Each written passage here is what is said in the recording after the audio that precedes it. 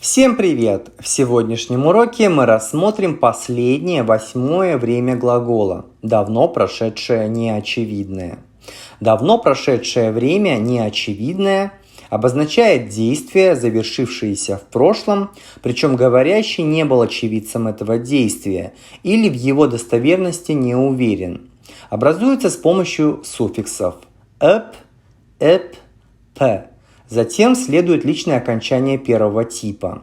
Так как суффиксы заканчиваются на глухую согласную «п», то и личные окончания в первом лице будут глухие, то есть в первом лице единственного числа «пен», «пен», а множественного числа «пез», «пез». Обратите внимание, что в третьем лице окончание «т», «т».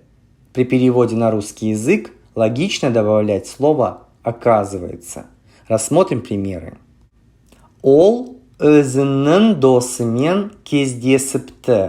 Я не знал, а он, оказывается, со своим другом встречался.